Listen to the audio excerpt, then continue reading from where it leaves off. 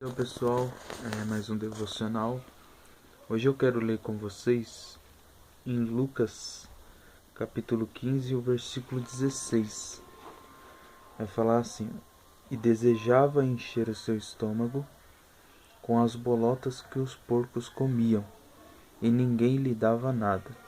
E caindo em si disse: Quantos trabalhadores de meu pai têm abundância de pão, e eu aqui pereço de fome. Eu acho que todo mundo já ouviu, né, a parábola do filho pródigo, mas eu queria destacar algo aqui interessante, porque apesar dele ser filho, ele não conhecia o pai. Por que eu estou dizendo isso?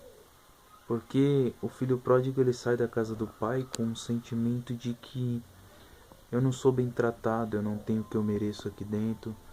Ele sai com um sentimento de ingratidão, ele não está feliz com aquilo que ele tem. E o mundo atrai ele muito fácil. E me faz entender que isso é por falta de conhecer o Pai. E como que a gente faz para conhecer a Deus? É observando, é olhando o que Cristo é, como que Ele faz, o que Ele já fez na minha vida e na sua vida. Me fez lembrar quando Abraão ele sobe no monte amando de Deus para sacrificar o seu filho Isaque. A Bíblia diz que quando chega a um determinado lugar do monte, Isaque olha para Abraão e fala assim: Pai, eu tô vendo que o Senhor trouxe o fogo, a lenha, o cutelo, que é a faca, né, o objeto para sacrificar o animal. Mas e o cordeiro? Cadê? Eu entendo com isso que Isaac ele observava seu pai. Ele via Abraão sacrificar, então ele tinha aprendido com Abraão que para sacrificar você precisava levar aqueles utensílios. O filho pródigo ele não observava seu pai. Ele não tinha essa relação com seu pai de conhecer a bondade, de conhecer o amor que seu pai tinha por ele. Então ele era um filho ingrato. E a Bíblia vai falar nesse versículo que agora ele se vê numa situação deplorável. Ele está junto com os porcos num lugar terrível. E ele está olhando aquilo que os porcos comem e está com vontade de comer aquilo porque ele já não tem mais R$ 1, ele já não tem mais nada. O que eu quero dizer com isso?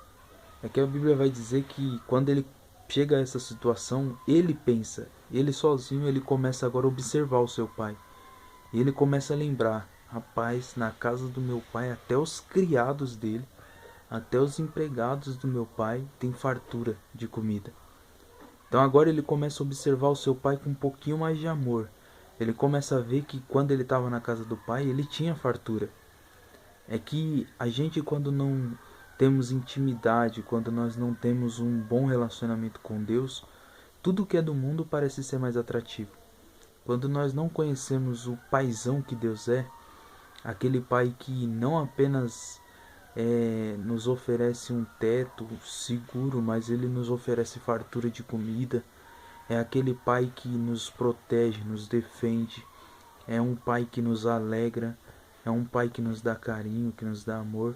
Quando a gente não consegue reconhecer isso, tudo que está no mundo nos atrai muito fácil.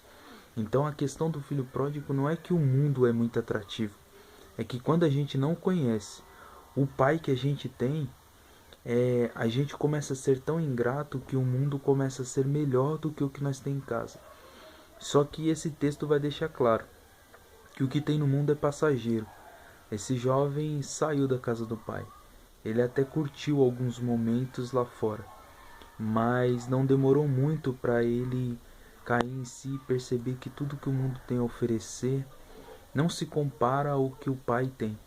O pai tem uma casa segura, ele tem muito carinho, muito amor pelos seus filhos. O pai tem uma mesa farta, cheia, abundância de comida, abundância de pão. E na casa do pai a gente tem a presença do pai, que é a melhor coisa. Então, procure conhecer quem é o seu pai.